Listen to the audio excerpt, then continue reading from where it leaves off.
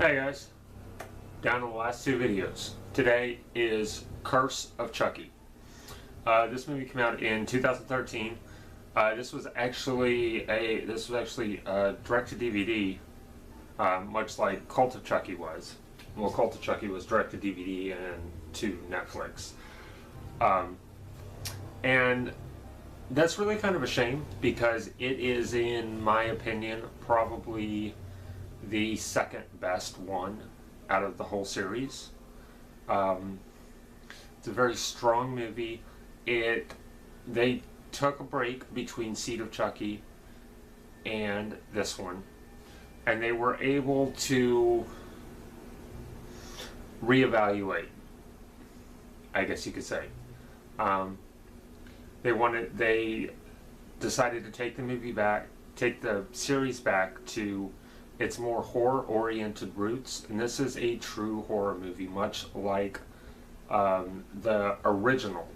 And it is probably the last one probably the only other one besides the original that I would consider to be a true horror movie in that sense. The second one kind of was, but it really relied more on body gore than anything.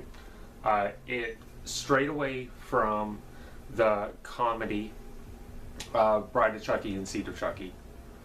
And it almost feels like they completely forget about those movies, but they don't, and I'll get to that. I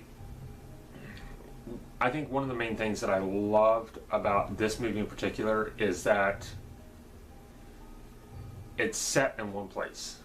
The entire movie takes place in this one house up until the end. Up until the very, very, very end, I mean. It takes place in this one house, and almost all the story takes place over one night, basically. Fiona Dourif is the star of this one. It was actually Brad Dourif's daughter, and she does a fantastic job in it. She really does. It's often that when people that are known for something want to get their children involved in one of their projects, that doesn't always turn out good, but this was an exception. She does a very, very good job playing Nika. And she's a very strong contender. She's much like, she kind of reminds me of Andy from Child's Play 3 in it, and that he's aware. I mean, she doesn't figure it out for a while, what's going on, but it's like she knows the whole time that something is off. Even when the Chucky doll first comes in the mail to their house, when it's her and her mother, she looks at it like, this isn't right, you know? And it's an interesting character because she's paraplegic, she's in a wheelchair. Her mother is slightly crazy, and her mother, quote unquote, commits suicide. So her sister and her sister's husband and her niece and priest come visit her to try to convince her to sell the house and move into almost an assisted living facility. She doesn't want to. The doll's still there. The doll starts to wreak havoc, and it becomes a Chucky movie. But I enjoyed the setup in the sense that they were worried about Nika, and more importantly than that, they were worried that she might have killed the mother. They didn't, nobody, her sister believed that her mother had just snapped and gone crazy, and Nika was like, no, she really didn't. She was happy again. She was taking her medicine. And they were like, well, she had some pretty bad mental problems. You find out later why she had those mental problems, which I love. But a more sense of who's doing this, who's wreaking havoc, what's going on. Nobody wants to believe her. Her sister thinks that she's jealous because she's in a wheelchair and she doesn't have a life, blah, blah, blah. Her sister's kind of a standard bitch character. Her sister's husband is kind of a isn't really a standard character, but he's the standard, oh my god, something happened, I don't believe you, I don't trust you type stuff, you know? Everybody, all the characters feel almost stock, even though they're not quite, except for Nika. Nika is the idea of, we're going to do the absolute opposite of a cliched and stock character. You know, she's going to be mentally strong, but physically weak. She knows what's going on, but nobody wants to believe her. And she knows that she has to stop this, but she can't, because she doesn't have the actual physical strength to be able to stop it.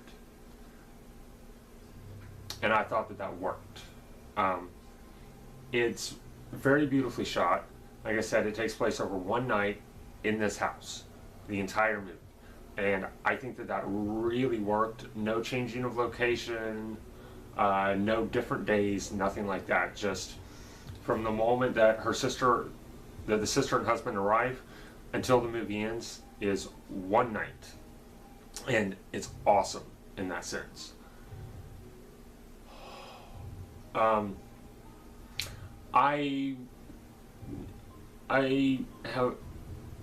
didn't like the look of Chucky at first, because the look of Chucky is very weird. He looks off. He looks fake, like really, really, really fake, like badly fake. Like, I remember the first time I watched this, I was like, oh my god, they didn't get any sort of budget. Look how crappy Chucky looks. Like, his face is weird and all messed up. You find out later that he looks fine.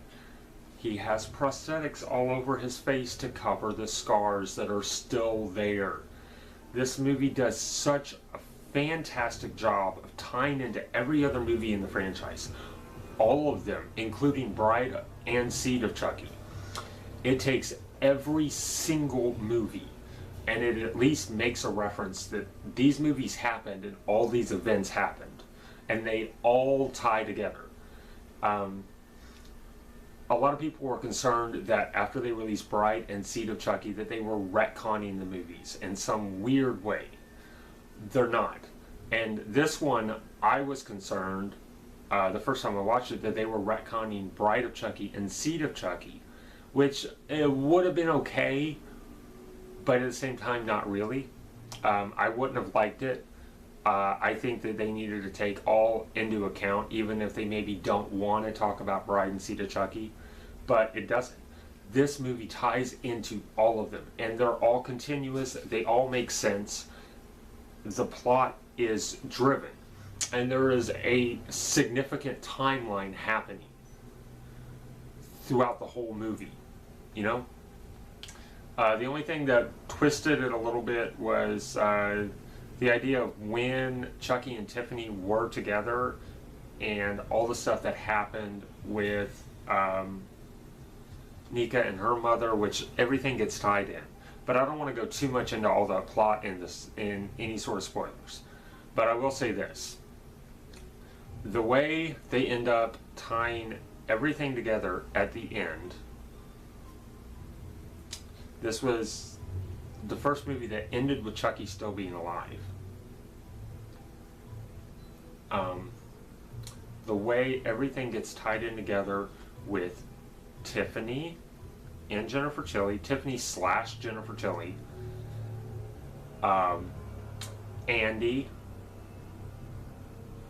Andy's mother, they even mention Detective Norris, and there is a reference to Kyle from the second one, the girl who helps him. The way everything gets tied in together is really beautiful. It's very well done. It's all kind of wrapped up into this neat little bow. There's 2 after credit scenes. Well, there's one immediately when the credits start. And then there's another one later in the credits. And between the 2 of them, it makes reference to every single movie from the franchise and ties everything together while still leaving open for what's going to come in Cult of Chucky. and I love it. This is one of the reasons why I love this franchise, is because of consistency. I'm going to talk about that more in my next video at the end. But